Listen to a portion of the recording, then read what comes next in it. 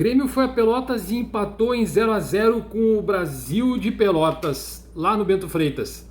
Um bom jogo, mas que mostrou as carências de 2024 neste mesmo time de 2025, que teve duas alterações. Deixa eu te contar todos os detalhes desse jogo, que aconteceu, mas eu preciso do like, se inscreve no canal, ative notificações, vem fazer parte para vocês terem notícias, informações do Grêmio e uma análise de jogo como essa, dessa estreia do Grêmio na competição em busca do octocampeonato, e que um 0-0, considerando estreia de campeonato, considerando que o Grêmio é o primeiro jogo a valer, lá em Pelotas, o Bento Freitas, a gente sabe que é sempre muito difícil jogar por conta da estrutura que tem lá e por conta do estilo de jogo, estilo de jogadores e características que o Brasil de Pelotas sempre tem e apresenta contra o Grêmio, principalmente no Campeonato Gaúcho.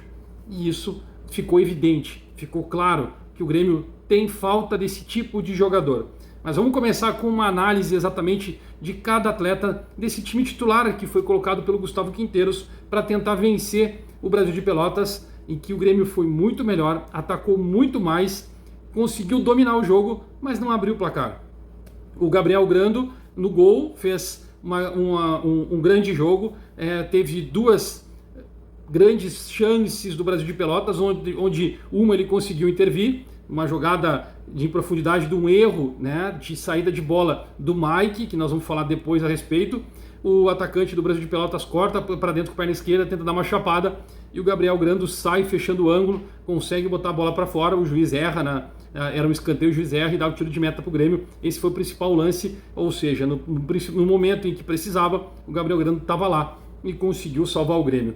João Pedro, enquanto participou do jogo, fez aquele básico que ele sempre fez, marcou, tentou atacar, inclusive algumas mudanças táticas do Gustavo Quinteiros já parte por ali, porque com o João Pedro, o Gustavo Quinteiros faz com que o Grêmio tenha uma bola mais esticada pela lateral, pela linha paralela, vamos dizer assim, na lateral direita, e algo que não tinha antes. O Grêmio no ano de 2024 saía jogando pelo meio, tentava levar pela lateral, trabalhava com a bola pelo meio. Agora não, o Grêmio tem uma transição muito mais rápida, tanto com os seus laterais, fazendo movimentos em profundidade para os extremos atacarem, ou com algum lançamento já nas costas dos zagueiros, para que os extremos ou o centroavante consiga furar essa barreira.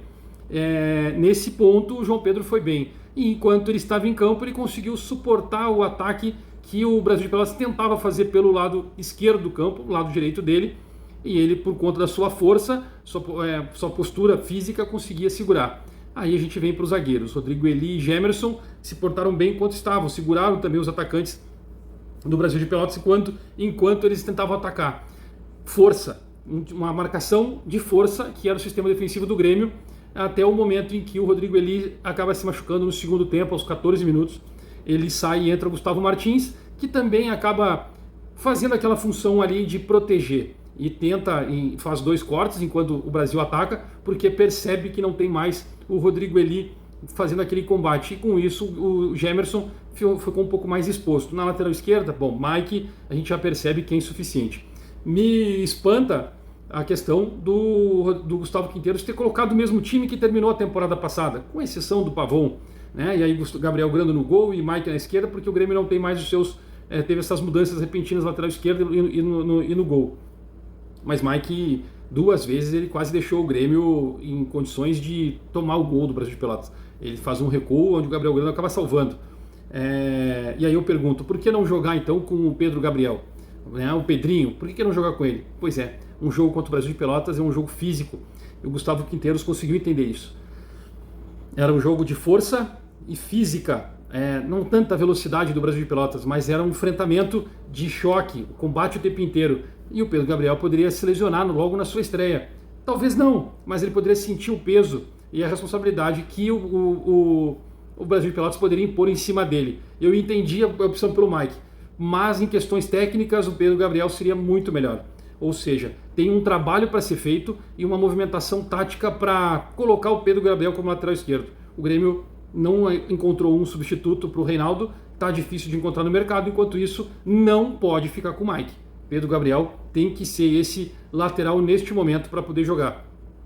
Os volantes, Vila Sante e Dodi, exatamente na mesma função que faziam no ano anterior, mas com uma questão, Dodge mais posicionado. Não tem aquela função de troca de volante, não tem. Dodge era o primeiro volante e o Vila Sante era o segundo volante para poder ajudar numa transição com o Franco Cristaldo, que estava um pouco mais centralizado, mas caindo um pouco mais para a direita para ajudar o Pavon numa construção e o Aravena fazer o facão. O Aravena no lado esquerdo, com o Bright White no ataque. Franco Cristaldo no primeiro tempo não trabalhou tanto. No segundo ele foi mais acionado, justamente porque teve uma mudança tática, um movimento de posição, uma o movimento de posicionamento dele aconteceu porque ele teve que descer um pouco mais próximo dos volantes para poder ajudar na armação, justamente para tentar compactar o time, porque o Rodrigo ele saiu. Pavon continuava tendo todas as grandes oportunidades por ele, mas era num passe final, numa tentada, alguma investida dele em linha de fundo, um passe de fundo em profundidade, ele não conseguia criar. E o Quinteiros levou ele até os 40 do segundo tempo, quando coloca o Edenilson. E aí o Edenilson vem recuado, o time muda o posicionamento, sai do 4-2-3-1 e passa a fazer um 4-3-2-1 com o Edenilson e o Franco Cristaldo um do lado do outro, e o Arezzo, que acabou entrando no lugar do Bright White, consegue também fazer uma movimentação bem interessante, busca mais o jogo, também tem um pouco mais de velocidade, ajuda a combater na marcação. Teve uma oportunidade de gol, depois rebateu, fez uma bicicleta que, claro, convenhamos, estava um pouco mais longe, mas né, o que vale a intenção, a tentativa, a disponibilidade, a vontade que ele tem de poder tentar resolver um jogo em que estava muito truncado. E foi assim até o final, aos 56 do segundo tempo. O Brasil de Pelotas, no final do segundo tempo, tenta fazer uma ação, porque não tem mais o Rodrigo ali, não tem mais o Vila Sante, porque entra o PP, e esse posicionamento com 3 volantes acabou mudando um pouco o jeito de jogar. O Grêmio acaba jogando com PP, Dodge naquele meio campo ali, com o Edenilson e o Franco Cristaldo. Dá um pouco uma tumultuada, mas o Grêmio ainda consegue atacar. O Aravena pela esquerda e o Arezzo centralizado. Os jogadores, o Aravena teve suas oportunidades, teve suas investidas, mas também sofreu por conta da questão física, da postura física do Brasil de Pelotas. E logo no início do vídeo eu falo para vocês a respeito da questão física, que o Grêmio precisa buscar jogadores. Esse jogo contra o Brasil de Pelotas deixou muito claro que o Grêmio não tem esse tipo de jogador. Quando saiu o Rodrigo Eli, até o Gemerson sentiu os choques, o enfrentamento corpo a corpo com o atacante, com os 2 atacantes do Brasil de Pelotas. O Gustavo Martins tentou ser um pouco mais técnico num momento em que o jogo era para ser forte. O juiz começou a distribuir o cartão amarelo e o Grêmio teve uma mudança tática. Tinha ataques com uma transição mais rápida, com ligações mais rápidas do que um toque de bola de aproximação, e quando o Grêmio recebia um contra-ataque, cavava falta no meio de campo e o juiz distribuiu o amarelo.